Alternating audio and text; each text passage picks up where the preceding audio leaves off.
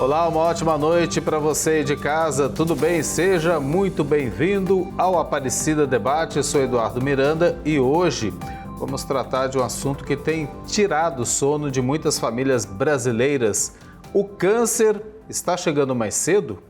Bem, os números são alarmantes.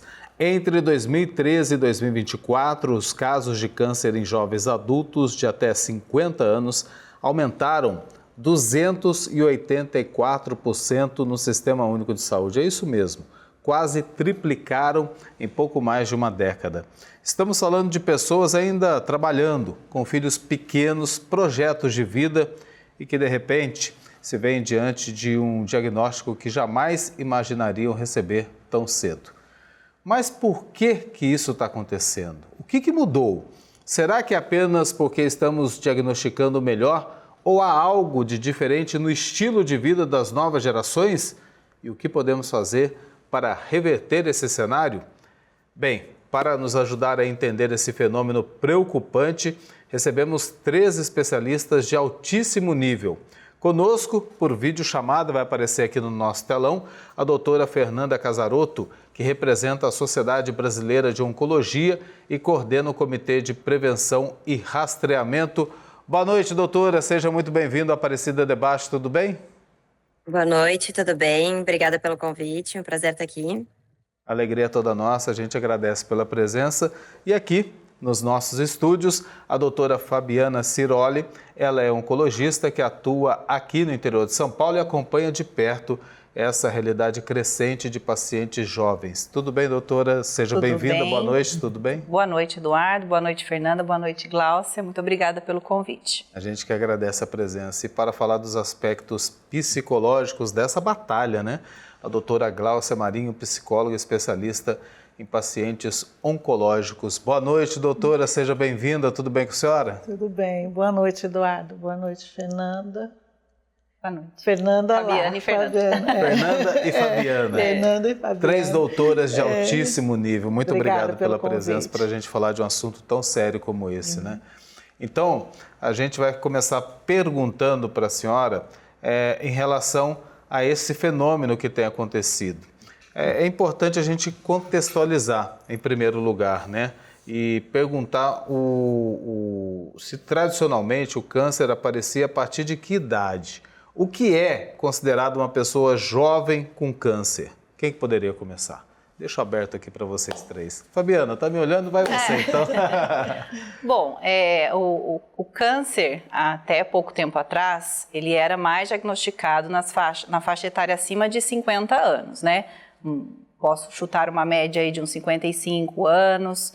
E realmente, né, nos últimos 10 anos, a gente tem visto uma mudança no padrão, não de prevalência maior, porém de um aumento maior na incidência de pacientes até abaixo de 40 anos, né, e abaixo de 50 principalmente.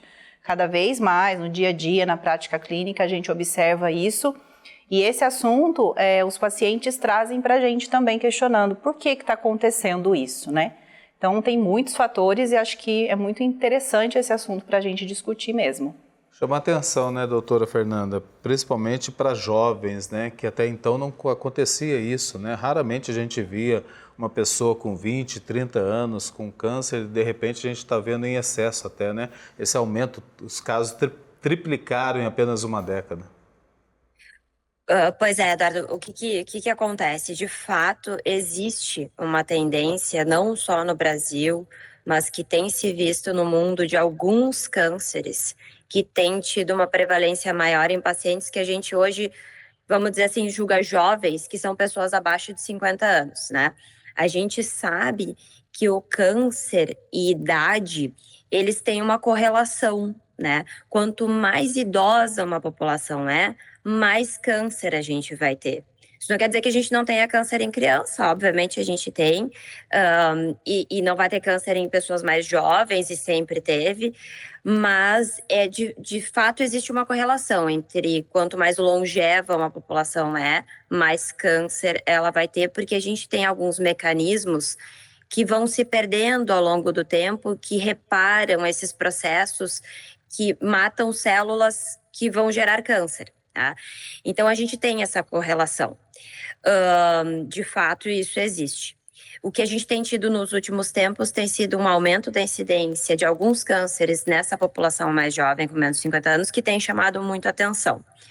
Esse número que tu colocaste, desse número tão alto, talvez tenha uma outra explicação também. Segundo dados, né, isso são dados do DataSUS, são dados do SUS, que o INCA, inclusive, se posicionou a respeito disso, dessa taxa tão alta, tão elevada, que talvez isso esteja tendo uma relação com uma forma com que a gente registra o câncer no Brasil ter mudado também nos últimos anos. Então, hoje a gente tem uma captação melhor dos dados. Talvez esse aumento não seja dessa proporção, dessa magnitude. Mas, como a Fabiana bem colocou, a gente tem visto esses casos no consultório, por exemplo, câncer de colo retal, câncer de mama em pessoas mais jovens, isso de fato a gente tem tido e não é só no Brasil. Então, a gente ainda está tentando entender o que é que está acontecendo na população, que isso parece estar acontecendo de verdade, talvez não no tamanho dessa magnitude, mas tem uma tendência de que esses casos têm se expressado com maior frequência. Exatamente, né? Houve um avanço em relação ao diagnóstico da doença também, né? Dos diferentes tipos de câncer, né? Isso justifica também esses números, né? A gente muitas vezes tem que separar um pouco, porque os cânceres, eles são diferentes. Então, vou citar um exemplo, por exemplo, câncer de rim. Câncer de rim em pessoas mais jovens, a gente tem notado um aumento. Mas também a gente faz muito mais exame de imagem, certo? A gente faz muita ecografia, muita tomografia. Com frequência, essas doenças são diagnosticadas em exames feitos por outros motivos. E como a gente faz mais exames, detecta mais. Mas cada doença tem um padrão um pouco diferente, né? Mas esse é um bom exemplo que tu citaste, que é o aumento do número de diagnósticos. Doutora Glaucia, ninguém está preparado para receber uma notícia como essa, né? Emocionalmente, isso impacta todo mundo que, de repente, descobre que está com um tumor maligno, né? Agora, entre os jovens, deve ser mais impactante, né? Sim, com Está certeza. começando a ter projetos de vida, como eu estava ressaltando no início do programa, né? E, de repente, tudo muda com um diagnóstico. Sim, a gente vai ter essa preocupação, né, nesse momento de acolher a pessoa, né, e principalmente entender o contexto dela, quais os pilares, né, e a gente vai falar de algumas questões de saúde mental já preventivas, né, para que a pessoa não venha desencadear, não é o fator principal, né, de uma predisposição à doença, mas é um fator de proteção que a pessoa, que vai ajudá-la a enfrentar. Então a gente vai falar do contexto familiar, cada pessoa terá seus pilares, então tem pilares que a gente vê de uma forma geral que são importantes, inclusive a crença, né, a gente está vendo aí a medicina, o Conselho Federal de Medicina, a partir de 2025, com uma comissão voltada para a importância da espiritualidade dentro dos diagnósticos. Então, é um pilar importante, além da rede de apoio e do repertório, né? Porque pode ser que para aquela pessoa ela já tenha um repertório familiar, né, de enfrentamento, que pode ajudar ou atrapalhar, depende de como a família consegue conduzir esta história, né? Mas com certeza é essa questão psicológica, na hora que se recebe um diagnóstico, e separar até um primeiro momento, né? Porque o impacto inicial, muitas vezes, tem um paradigma grande em torno da palavra, né? Quando se diz o diagnóstico relacionado a câncer. E não é mais uma sentença de morte, né? Isso que a gente vai destacar aqui também. Há tratamento para o câncer e a pessoa não fatalmente estará, né, com a sentença de morte. Agora eu queria perguntar para a senhora, a Fernanda também falou sobre os casos de câncer de mama e colo retal, que cresceram demais. Tem alguma explicação para esse cenário, não? De fato, tanto para mulheres e homens, são um dos tipos de cânceres mais prevalentes, né? Na mulher, a mama vem depois do câncer de pele não melanoma, no homem vem o câncer de próstata, mas logo em seguida atrás, né, tem o câncer coloretal, e a gente vê isso na prática clínica também. O que a gente sabe de vários estudos já é que os principais fatores de risco relacionados ao câncer são fatores de risco que a gente chama de fatores de risco modificáveis, que é o nosso estilo de vida, né? Uma alimentação, a prática de atividade física, o combate ao etilismo, ao tabagismo, o combate à obesidade, né? Hoje em dia a gente está muito falando sobre isso, né? Com o avanço das medicações relacionadas ao tratamento da obesidade.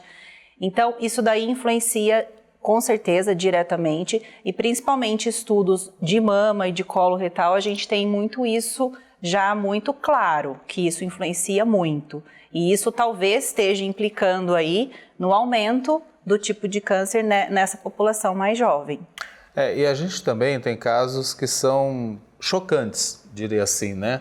Até do ponto de vista da faixa etária. A influenciadora Bruna Furlan de Nóbrega, ela que é neta do humorista Carlos Alberto de Nóbrega, revelou em janeiro que estava com um câncer de mama invasivo, que é aquele tipo carcinoma, com metástase na coluna. O detalhe, ela tem apenas 24 anos. Muitas mulheres jovens têm recebido diagnósticos assim, doutora Fernanda? Sim, de fato, como a gente tinha comentado antes, a gente vai ter cânceres que são que acontecem nessa população mais jovem, né? E por diversos motivos, assim, como a Fabiana bem colocou, a gente tem questões relacionadas a estilo de vida, mas a gente também tem questões relacionadas muitas vezes às pessoas e a sua predisposição genética, né? Em casos, por exemplo, de câncer de mama em pacientes extremamente jovens, como é esse caso que eu não conheço pessoalmente, mas que tu citaste, Eduardo, a gente sempre tem que obrigatoriamente se perguntar e investigar a questão de mutações genéticas, né? Só que isso explica uma porcentagem muito pequena dos casos, a predisposição genética que as pessoas têm. Para vocês terem uma ideia, a Organização Mundial de Saúde e grandes organizações que se dedicam à pesquisa e ao tratamento do câncer estimam que a gente poderia evitar, vamos dizer, se a gente seguisse todas as recomendações, a gente conseguiria prevenir de 30% a 50% de todos os casos de câncer no mundo. Então, isso é muito grande. E claro, a gente daí dentro desses casos vai ter casos em pacientes super jovens, como é esse caso, uma menina de 24 anos, né, com uma doença metastática, e também vai ter casos em pessoas com menos de 50 anos. Então, a gente tem que, como a gente está conversando aqui muito sobre um número que a gente está vendo crescer, que a gente ainda não tem uma explicação completa, a gente volta muito o nosso olhar para o que a gente pode fazer para evitar, para medidas de prevenção e o que a gente pode mudar no nosso estilo de vida, que é possível que esteja relacionada com esse aumento de incidência que a gente consegue evitar. Inclusive a gente vai falar mais sobre isso durante o programa, principalmente esse estilo de vida, né? A necessidade de você mudar hábitos para você ter uma saúde bem melhor. Agora, como ela, 24 anos apenas, recebe um diagnóstico como esse, tem toda a sua vida transformada, o diagnóstico pode vir acompanhado de transtornos como depressão, ansiedade? Com certeza. E além da possibilidade de desencadear transtornos, a gente tem que pensar na culpa, né? Ainda mais um jovem, porque ele precisa ser acolhido, mas sem a culpa de que ele seja o causador daquela doença, né? É claro que a gente, antes de pensar no diagnóstico, a gente vai pensar nas questões preventivas, né? Para tratar essa pessoa que se previne, ele, né, talvez nunca receba um diagnóstico, então não vai ter essa relação muito direta, mas ela é real, como as doutoras citaram. Agora, é importante a gente entender para uma jovem que recebe esse diagnóstico, além da questão de ser um fator que pode desencadear ansiedade, depressão, não só nela, mas no núcleo familiar, a gente precisa também lidar com a questão para que ela não se sinta culpada pelo diagnóstico, né? E aí esse acolhimento é muito parte do que a psicologia faz, além da adesão ao tratamento, ajudar essa pessoa a conseguir aderir ao tratamento, e a gente trabalha em conjunto com as outras áreas, a nutrição, a medicina, para que a pessoa consiga compreender a necessidade dessa adesão. Quer enfrentar a doença. Sim, né? Quer enfrentar a doença, o tratamento. Não se abater, não se curvar diante da doença, ao contrário. Não se omitir, né? Deixar de se tratar. Sim. O Ministério da Saúde anunciou em setembro de 2025 uma mudança histórica. Uma mamografia no SUS a partir dos 40 anos, mesmo sem os sintomas. Doutora Fabiana, essa medida é crucial para enfrentar essa nova realidade do câncer precoce? Fundamental, fundamental. Principalmente com esse avanço, né, cada vez mais, em idade mais precoce, esse diagnóstico. No SUS, antigamente, isso era a partir dos 50 anos, né? Então, foi um grande avanço, realmente, que a gente conseguiu, dado esse benefício aí, se estender para as pacientes abaixo de 40 anos. Isso muda muito, porque o diagnóstico precoce salva vidas, né? A gente sabe que a paciente diagnosticada em estadios iniciais, né? Estádio 1, por exemplo, a chance de cura é acima de 95%, muitas vezes só com cirurgia. Né? Então, isso muda totalmente o prognóstico da paciente, a sobrevida dela a longo prazo. E numa paciente jovem, isso faz total diferença. Agora, eu vou perguntar para a senhora, doutora Fernanda, se existe diferença entre o câncer que atinge os jovens e o câncer em idosos. A doença ela é mais agressiva em pessoas mais jovens ou não? Muitas vezes, de fato, existe uma correlação.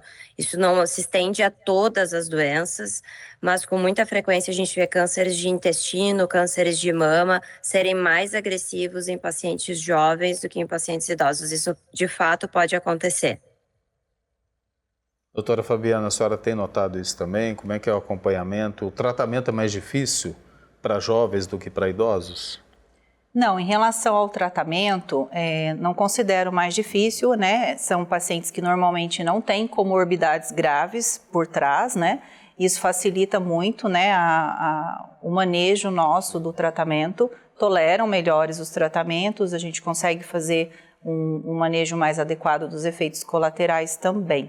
Mas, normalmente, sim, quando o paciente é muito jovem e tem um diagnóstico, infelizmente, a gente às vezes já encontra ele como essa moça, né, em estágio mais avançado, mas, por outro lado, né, o jovem ele tem a capacidade de se adaptar melhor ao tratamento. No idoso, muitas vezes a gente precisa fazer alguma adequação aí do tratamento, de dose, mas os pacientes hoje em dia não são medidos pela idade, né, são medidos pelo estilo de vida, como que se tem um antecedente de prática de atividade física, que a gente chama de reserva, né, muscular, isso é importantíssimo. E, além disso, muito importantemente, o que conta muito é o apoio que o paciente tem da família, né. Eu acho que é importante a gente falar que o paciente que tem o diagnóstico de qualquer doença grave, não só câncer, ele tem sofrimento não só físico, né, pela doença, ele tem esse sofrimento emocional, sofrimento social, pelas questões, por exemplo, de trabalho, de não conseguir mais sair com os amigos, por exemplo, e tem a questão também espiritual. Então, são várias dimensões de sofrimento que a gente tem que estar com o olhar atento, porque às vezes uma está pesando mais do que a outra, né, para o paciente dar conta de levar o tratamento de forma adequada. No aspecto psicológico, emocional, doutora, tem diferença daquele que recebe a notícia muito jovem ou já idoso? Sim, porque para o jovem, embora não seja, não represente finitude, mas remete ainda a essa questão, uma doença grave, né? Faz pensar. O idoso, ele está numa fase da vida em que esse tipo de pensamento já faz parte do contexto dele e pensando na finitude. Então o jovem ele é pego de surpresa, né? Isso gera um impacto muito maior. E gera impacto na família toda. Com certeza. Né? Até daqueles porque, mais próximos, não só a família, a gente sim, fala de amigos, do círculo que ele vive também. E sai de uma ordem que é natural das coisas acontecerem, né? Quando a gente fala de finitude e um jovem com uma doença dessa. É claro que a gente vê cada dia mais os avanços da medicina são extraordinários, né? Embora venha esse impacto, às vezes até no primeiro momento. Depois essa pessoa ela vai se informando e ela vê que não é isso, que é uma fase de tratamento, que ela vai precisar se aplicar, a família se aplicar a isso, mas que é totalmente possível de superação, como a gente vê na maioria dos casos, né? Essa é a nossa esperança, né? De que não é o fim, pode ser um recomeço, sim, né? Parecido Debate faz um pequeno intervalo, daqui a pouquinho a gente volta para continuar falando hoje sobre o câncer entre jovens. Até já. Estamos de volta com a Aparecida Debate, que hoje fala sobre o câncer entre os jovens. E aqui as nossas convidadas, a doutora Fernanda Casarotto, que participa por videochamada aqui em nossos estúdios, doutora Fabiana Ciroli e a doutora Gláucia Marinho. A gente falou no primeiro bloco sobre essa questão hereditária, né? Questão genética. Então eu pergunto, a gente sabe qual a parcela que influencia no câncer ser hereditário ou não? O que a gente pode falar sobre isso, doutora? Estudos, o que a gente tem até hoje em dia, os estudos mais recentes falam que a incidência relacionada a fatores hereditários, que são mutações, né, hereditárias herdadas de um dos genitores, varia de 5% a 15%, né? Como a doutora Fernanda comentou, os fatores modificáveis, eles são muito maiores do que isso, né? Os estudos falam em até 50%, 30% a 50% de aumento de risco. Então, quando a gente vê isso, a gente sabe que o que a gente pode mudar pesa mais. Porém, a questão hereditária, ela tem que estar sempre em alerta, principalmente quando tem casos de pacientes jovens na família, principalmente abaixo de 50, 30 anos, ou vários tipos de caso de câncer na família, principalmente em idade jovem também. E alguns tipos de câncer na família, muitas vezes, chama atenção para nós pensarmos em alguma síndrome genética, né? Então é necessário esse alerta, porque as pessoas chegam muitas vezes na consulta, relatam um histórico familiar importante e nenhum familiar até o momento naquela família foi investigado, né? Mas, por exemplo, doutora Fernanda, se tem casos na família, é recomendado que a pessoa faça o exame quanto antes, para saber se tem ou não tem? Aí depende um pouco do tipo de doença, né, Eduardo? A gente tem, por exemplo, a recomendação de famílias, como a Fabiana falou, com histórias muito floridas de câncer, das pacientes sempre fazerem a avaliação, sempre o melhor membro da família para ser avaliado é aquele que tem a doença, né? Então, é passar por essa avaliação genética. Existe um médico, uma especialidade médica que se dedica a isso, que é a genética médica. O que acontece que muitas vezes a gente tem uma certa entrave para conseguir esse cuidado, é que isso tem uma limitada oferta no SUS, certo? A gente tem centros grandes de referência que tem geneticistas, mas ainda o contato com o geneticista ele é escasso, especialmente no SUS. Então, mesmo em pacientes que contam com saúde suplementar, a gente não tem uma oferta desses médicos tão grande, talvez, como a gente gostaria. Então, o que a gente precisa conhecer é a nossa história familiar, especialmente, como a Fabiana apontou, pacientes mais jovens, casos mais numerosos na família, casos de câncer de mama, próstata, pâncreas, ovário, chamam muito a atenção, por exemplo, para a mutação do BRCA, que é aquela mutação que ficou muito famosa pela Angelina Jolie, que alguns anos atrás fez uma cirurgia para retirada do ovário e das trompas, porque a mãe dela tinha tido um câncer de mama muito jovem, tinha falecido em decorrência disso. Ela tomou essa decisão na época onde ela possivelmente fosse uma das mulheres mais famosas aí do mundo. E isso teve um impacto gigantesco, por exemplo, nos Estados Unidos, onde a gente vê um pico de testagem genética, porque as pessoas ficaram sabendo que isso existia. Então, as mutações genéticas não se limitam a essa mutação que eu falei, existem outras mutações, mas essa é uma que ficou bastante famosa. Isso varia de acordo com a doença, né? Elas não têm exatamente uma tendência igual, cada doença vai se comportar de uma maneira diferente, algumas têm um risco genético, estão associadas a síndromes com mais frequência do que outras. Agora, a gente citou isso também no primeiro bloco, o grande vilão na prevenção, digamos assim, do câncer, para todas as idades, mas também entre os jovens, seria o estilo de vida moderno que a gente está vivendo hoje, que a gente está presenciando hoje, muitos jovens obesos, muitos jovens sedentários, isso facilita também? Doutora Gláucia, doutora Fabiana e doutora Fernanda. Com certeza, né?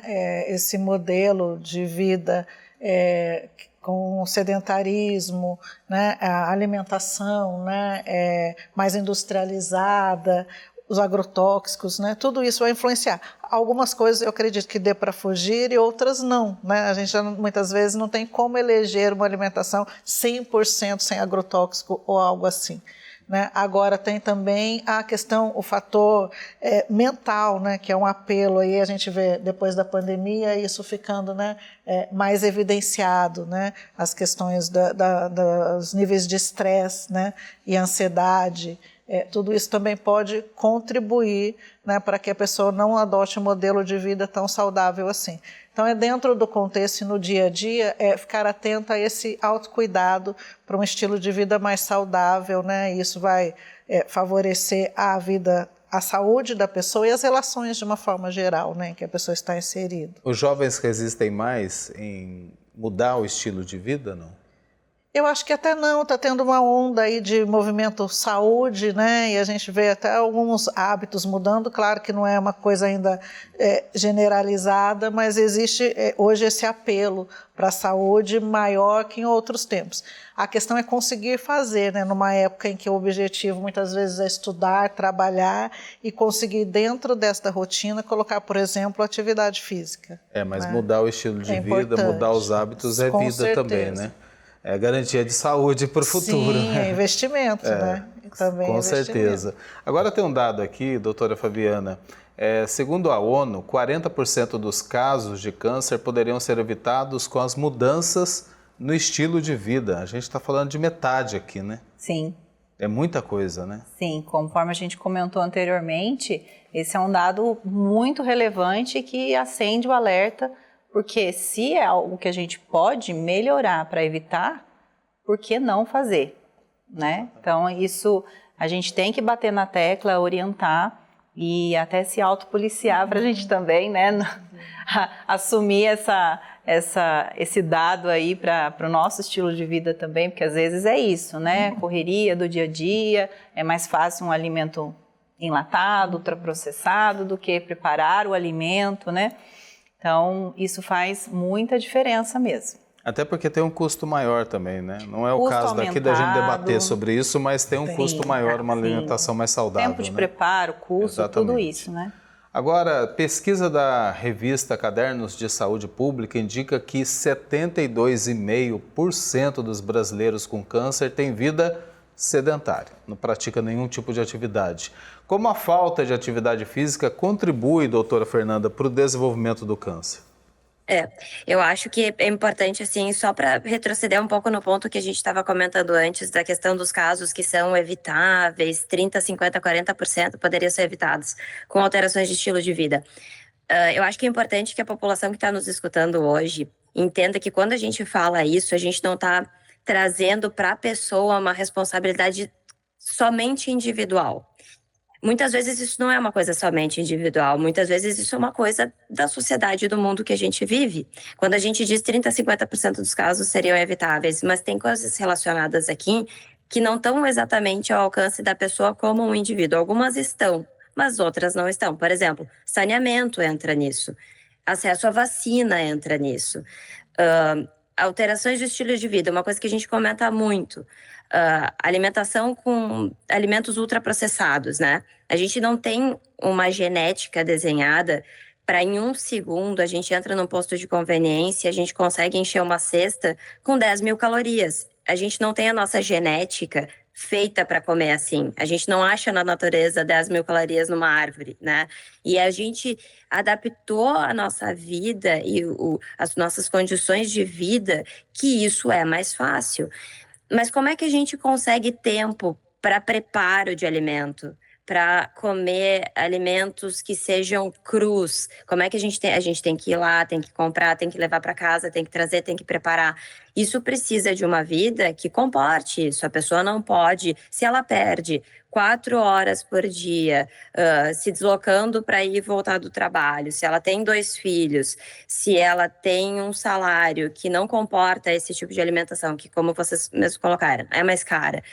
Isso não é exatamente uma questão puramente individual e modificável pelo indivíduo. Isso depende de uma sociedade inteira que tem que pensar que a gente precisa alterar algumas coisas, até mesmo se a gente for pensar assim, abstrair um pouco, mas pensa em licença maternidade maior, que permite que uma mãe faça uma introdução alimentar para o bebê, que é uma coisa que demora. Isso está desde a primeira infância plantado na nossa mente, como que a gente come vegetal, como que a gente se comporta em relação à comida. Se a gente está sempre correndo, se a gente não tem tempo, essa criança, desde a primeira infância, ela vai entender que é melhor comer dessa forma. Então, são coisas que têm um investimento muito alto e uma problemática que não é exclusivamente do indivíduo. Então, agora eu vou passar a fazer 30 minutos de caminhada todos os dias, é excelente. Então, eu não vou ter um estilo de vida sedentário, óbvio, isso depende da pessoa. Levantar, caminhar, fazer esse exercício.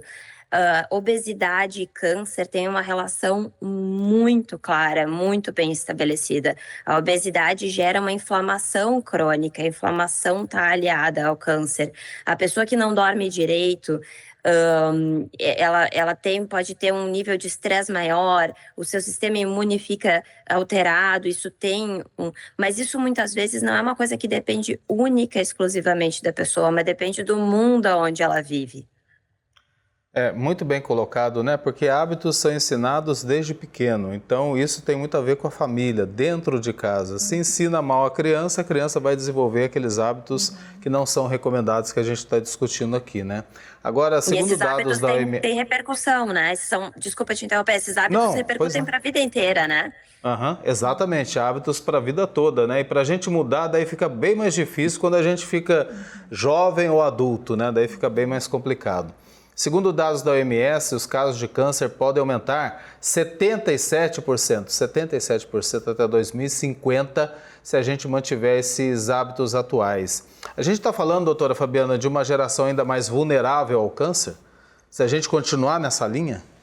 Com certeza, com certeza. Como a doutora Fernanda colocou, os nossos hábitos vêm desde a infância. A gente sabe que a obesidade infantil, por exemplo, ela já está implicada no futuro a um risco aumentado de vários tipos de doença. Cardiovascular, que é a que mais mata, né, hoje em dia, e câncer, que é a segunda, né, doença com maior mortalidade. Então, a gente tem que cuidar desde criança mesmo, né? Muito bem comentada essa questão da introdução alimentar. A gente tem que ter essa atenção. E o tratamento e essas orientações, como a doutora Fernanda também bem pontuou, ele tem que ser muito individualizado, né? Claro que a gente fala de uma maneira generalizada, mas no consultório a gente conversa mais com o paciente como pode ser essa modificação aos pouquinhos, né? Então, às vezes o paciente começa com uma caminhada, que é uma coisa que não vai ter um custo para ele, devagar, né? Com pouco tempo por dia, depois vai aumentando. Então, a alimentação também, muitas vezes o paciente não consegue um acesso ao nutricionista, que é super importante, né? O tratamento oncológico, ele tem que ser multiprofissional, mas infelizmente, no Sistema Único de Saúde, muitas vezes o paciente não consegue chegar nem a tempo naquele outro profissional para fazer essa orientação e não tem, né, condições financeiras de bancar isso de forma particular. Então, tudo isso influencia e a gente tenta, né, orientar o paciente ali no consultório de forma individual, de forma que a gente entenda que ele vai conseguir, pelo menos, melhorar alguns aspectos ali que estão muito ruins, né? Doutora Glaucia, quando a gente fala de hábitos saudáveis, a gente fala de atividade física, uma alimentação mais balanceada, mais saudável, mas também do lado psicológico, né? Porque a gente precisa, por exemplo, ter uma saúde mental boa para a gente dormir bem. A doutora Fernanda estava falando, o sono influencia muito nessa questão. E o próprio estresse do dia a dia, né, acaba contribuindo e acelerando, creio eu, para o desenvolvimento da doença, né? Então, a saúde mental também tem que estar nesse combo aí, né? Sim, com certeza. Do olhar para a vida, né? Transformando muitas vezes o que poderia desencadear-se num ponto de estresse para que se transforme em motivação ou até em conseguir desacelerar, né? E aí a gente vai falar de uso de telas, por exemplo, que é uma realidade, né, que está muito inserida na nossa rotina e que muitas vezes o tempo que eu fico de uso de tela eu poderia fazer uma caminhada, né, conforme a doutora Fabiana disse, né, mas eu nem me dou conta desse uso, né, então é muito de tomar consciência também da rotina do dia para poder inserir hábitos, falando de atividade física, né, porque pode ser que eu passe horas com o uso de tela que eu poderia sair, fazer caminhada, tomar um ar, né, ver o mundo lá fora, bem, o mundo real. Para quem fez essa experiência faz tão bem, né? Se desconectar. Para a cabeça, né? A gente fala, faz bem para o físico, para a saúde física, mas principalmente para a nossa saúde mental, né? Que é isso pilar, tem uma grande né? diferença. É um pilar de saúde. É isso aí. O Aparecido Debate faz o último intervalo. Daqui a pouco a gente volta para continuar falando o terceiro e último bloco sobre o câncer entre jovens. Até já. Aparecida Debate está de volta agora com o terceiro e último bloco. Hoje estamos falando do câncer entre os jovens com as nossas convidadas, doutora Fernanda Casarotto, por videochamada, e aqui em nossos estúdios, doutora Fabiana Ciroli e a doutora Gláucia Marinho. Agora perguntar, porque isso é de extrema importância, quais são os principais sinais de alerta que um jovem adulto não deve ignorar de jeito nenhum? Perda de peso inexplicável, começa a perder peso, não sabe o motivo, não está fazendo nenhuma dieta. Sangue nas fezes, isso é muito comum acontecer. Nódulos persistentes. Doutora Fernanda, quando acionar esse sinal de alerta? Quando procurar um médico? Excelente pergunta. A população tem que estar muito bem informada de que tem coisas que a gente não pode negligenciar. Então, esses pontos que tu já mencionou, perda de peso sem explicação. A pessoa não está fazendo dieta, não está procurando perder peso e começa a ficar subitamente inapetente, perde aí 10% do peso. Vamos pensar uma pessoa aí que pese 60 quilos, do nada perde 6 quilos sem explicação. Alguma nodulação no corpo, linfonodos, essas ínguas, né, que a gente vê que muitas vezes... De novo, a maior parte dos sintomas que as pessoas jovens vão sentir não são câncer, certo? Mas essas coisas não podem ser negligenciadas. Então, um linfonodo com uma dor de garganta há 2 dias, provavelmente não é nada maligno. Mas um linfonodo, uma íngua no pescoço que está lá há mais de 2 semanas, que não tem relação com nenhum tipo de infecção, ou alguma coisa como um sangramento ou alteração do hábito intestinal. Uma pessoa que sempre teve um hábito intestinal regrado, certinho, da mesma maneira, do nada muda, do nada fica muito constipado, ou com muita diarreia, ou dor, inchaço sem explicações na barriga. O tipo de câncer que a pessoa vai ter vai ditar o tipo de sintoma. Mas, via de regra, essas são coisas que a gente não pode perder de vista. Pacientes, por exemplo, que fumam, pessoas que fumam, lesões na cavidade oral, lesões de boca, que não saram, que não passam, têm que ser avaliadas, pintas no corpo, que a gente nota que sempre tiveram um jeitinho, uma carinha, do nada elas crescem, ou a gente nota uma mancha no corpo que nunca notou, a gente tem que fazer a avaliação dessa lesão. São mais ou menos esses sintomas de uma maneira muito geral. Hoje a gente, como a gente já comentou hoje, tem a indicação da mamografia no SUS a partir dos 40 anos, mas mesmo pacientes com menos de 40 anos que notem no banho, na palpação da mama ou embaixo do braço, alguma bolinha, alguma coisa que não estava lá, a gente tem que fazer essa investigação. Sem dúvida, esses são os sintomas que a gente tem que estar. Sangramento, por exemplo, na relação sexual, né? Muitas vezes a mulher acha que é normal. Não é normal sangrar depois da relação. Então, ela tem que procurar ajuda, tem que fazer aquele exame ginecológico de acordo com esses sintomas. É importante que ela procure, sim. Importante, viu? Muito atenção a esses sinais e procurar um médico imediatamente. A gente falou sobre esse assunto, mas eu quero aprofundar com a senhora, doutora Fabiana. Check-up regular é recomendado a partir de que idade? Tem uma idade específica?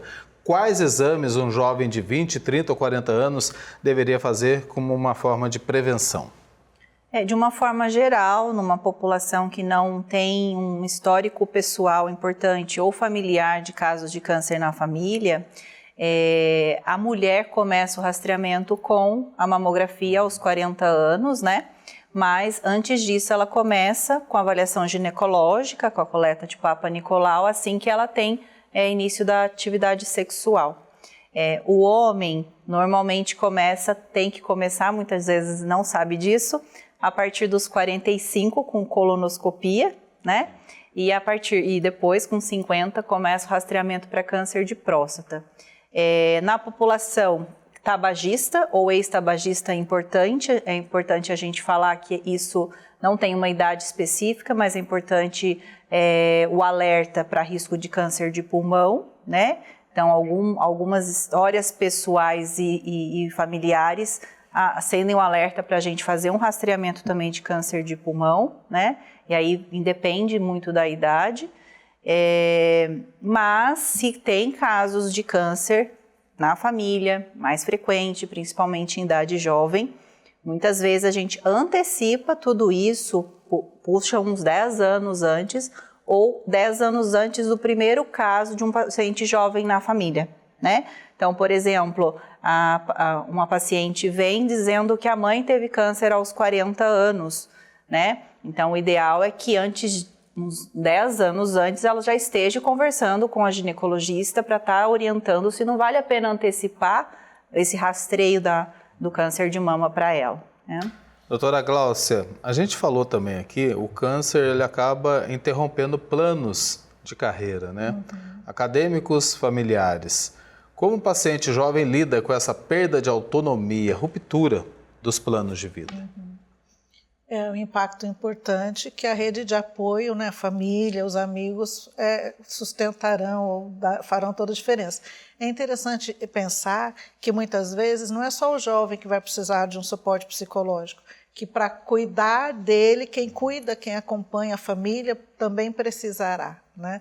Então é importante que ele receba esse conforto e entender que não é um fim de rota, é uma mudança, né? É uma mudança de rota. Ele só vai, muitas vezes, se não conseguir conciliar, em alguns casos até é possível conciliar uma rotina, né, às vezes um pouco mais atenuada, mas possível continuar. Em outros ele vai mudar a rota, mas não significa que ele não vai continuar, até porque ele é jovem, né, tem uma vida inteira pela frente. Então ele pode mudar a rota e planejar, né, ou estender os planos, né, mudar o que ele faria simultaneamente, talvez ele não consiga fazer, ele vai diminuir a velocidade, mas continuar caminhando mesmo com os tratamentos. Agora, ainda com a senhora, como é que deve ser o posicionamento de um familiar que tem dentro de casa um paciente com câncer, sem que ele sufoque esse paciente? Sim. Como é que ele deve lidar com ele no dia a dia? É importante olhar para o momento em que a pessoa está passando e principalmente escutar, né? Escutar da pessoa como é que está sendo passar por aquilo. É um movimento de acolher, mas também de encorajar, né? Porque não dá para ficar só no lugar de quem acolhe, mas não encoraja para a vida. Então é muito esse olhar para entender como está sendo para a pessoa aquele momento, né? Porque não dá para partir de uma forma geral sem que se escute como é que a pessoa está sentindo-se, vivendo aquilo. E não é só o movimento assim de acolher sem encorajar, porque muitas vezes vai sendo quase que como uma dança, né? Horas de encorajamento e horas de acolhimento. Muito de fazer a leitura e falar, né? A pessoa precisa falar também como ele está se sentindo. A partir do momento que ele fala, ele possibilita que o familiar saiba como procurar ajuda. Lembrando, mais uma vez, câncer não é sentença de morte, né? E para a gente ressaltar isso, falar de tratamento. Em 2025, o SUS anunciou 100% de financiamento de medicamentos oncológicos, incorporou novos tratamentos como imunoterapias e terapias-alvo. Esses avanços chegam aos pacientes do sistema público, doutora Fernanda, ou não? Já estão disponíveis? Essa é uma excelente pergunta. A gente tem tido incorporações de fato no Sistema Único de Saúde dos tratamentos, né, novos, mas eles vêm de uma maneira bastante atrasada em relação à medicina que a gente tem privada, quem tem acesso à saúde suplementar. Então, a gente hoje tem, Eduardo, um gap, né, um intervalo grande entre a medicina, a oncologia clínica que a gente performa no Sistema Único de Saúde e o que a gente performa num ambiente que a gente tem acesso a tecnologias mais privadas. Inclusive, a gente tem tido essas incorporações que também demoravam um pouco mais para chegar na medicina privada, no Brasil, sendo incorporadas com uma velocidade muito alta. O que gerou ainda maior disparidade. Então, é importante que a gente entenda que, de fato, a gente tem uma boa medicina que é feita no SUS, com bons médicos, com tecnologia, mas ainda assim defasada em relação ao que a gente tem quando a gente tem acesso à medicina privada. O tratamento é difícil? A pessoa passar por tudo isso? Depende do câncer, né, doutora Fabiana? Só para esclarecer, do tipo do câncer, né? Mas, de uma forma geral, passar pelo tratamento é complicado? É complicado por conta dessas várias dimensões do sofrimento que o paciente enfrenta. Porque todo mundo ouve falar de né? quimioterapia, parece que assusta um pouco, né? Também. Hoje em dia, com o avanço, né, dos tratamentos novos, realmente a gente tem tido tratamentos cada vez com menos efeitos colaterais, mas alguns tipos de câncer tem que enfrentar com quimioterapia, sim, né? E os pacientes sofrem dos sintomas, né, dos efeitos colaterais que advêm desse tratamento, né? Mas normalmente a gente consegue fazer um bom manejo desses efeitos colaterais e o paciente consegue tolerar, né? Às vezes faz um ajuste de dose também e costuma ser algo que o paciente consegue concluir, né, para ter o benefício que ele precisa ter. Agora, doutora Gláucia, para a gente... Doutora Fernanda, gostaria de complementar, por favor. Eu queria só pontuar uma coisa que é uma novidade, assim, muitas vezes a gente diz que o SUS é um pouco atrasado em relação ao tratamento e tudo mais, mas a gente teve uma coisa super interessante que está vindo agora com muita força para o SUS, que a Fabiana comentou sobre o rastreio do câncer de colo de útero com o Papa Nicolau, com a avaliação ginecológica. A gente está tendo a incorporação da pesquisa do HPV-DNA no SUS também. Então, o que é isso? Eu gostaria muito de passar essa mensagem para o público que está nos escutando, porque certamente tem muitas mulheres que precisam coletar esse exame. Então, antes a gente fazia a pesquisa da célula no colo do útero. A gente fazia a avaliação passando uma escovinha ali, colocando numa lâmina, e aquela lâmina era avaliada para a gente enxergar a célula, se a célula do colo do útero tinha alguma estranheza. Agora a gente vai começar a pesquisar se a pessoa tem o HPV, que é o vírus que gera o câncer do colo do útero. Isso é uma grande novidade, porque esse é um exame melhor, ele detecta melhor esse tipo de lesão antes de virar câncer. E a gente, quando tem um exame negativo, pode ter um intervalo maior entre as coletas. A partir dos 25 anos, a gente já tem aí a recomendação do SUS. Claro que isso não vai ser disponível imediatamente agora em todos os postos de saúde, mas a informação do Ministério da Saúde é que isso já vai estar disponível nos postos até o final de 2026, isso já vai estar implementado desse ano. Então, uma coisa importante que as pessoas saibam que o método do rastreio do câncer de colo do útero, hoje ele tem uma tecnologia a mais que vai estar, sim, disponível para o Sistema Único de Saúde e que é melhor para as mulheres diagnosticarem essas lesões mais precocemente. Muito obrigado pela lembrança e por essa informação a mais aqui. Eu ia perguntar para a doutora Gláucia, a gente fala de tratamento, quão duro ele é, às vezes, para a pessoa poder enfrentar. Precisa estar com a cabeça muito boa, né? Sim. Precisa estar preparado para isso emocionalmente também. Sim, e muitas vezes vai precisar de suporte para isso, né? E procurar ajuda é um ato de coragem, né? É importante que a pessoa e o núcleo familiar entenda que é importante que eles tenham suporte, que é importante procurar ajuda, porque não é fácil, né? É muito impactante, né? Pensar que você vai ter uma situação dessas para enfrentar, né? Possível e fará, pode ser que até provavelmente fortaleça essa pessoa, mas não é fácil passar por isso. Para a gente poder encerrar, encaminhando para o final do Aparecida Debate, deixar essa mensagem de esperança, Fabiana. É possível vencer o câncer? Tem vida depois dele, né? Sim, é possível vencer o câncer e tem vida, muita vida, né? Ainda mais um paciente jovem depois dele.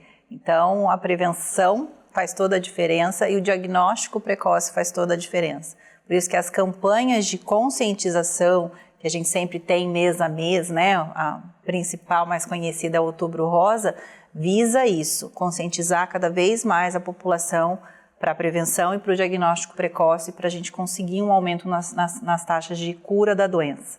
Aliás, mulheres se cuidam mais, né, doutora Fernanda? O homem, ele resiste ainda em procurar um médico, né? Por isso tem Outubro Rosa e tem o Novembro Azul, né? O câncer de próstata, né? Mas os homens, eles são mais resistentes, né?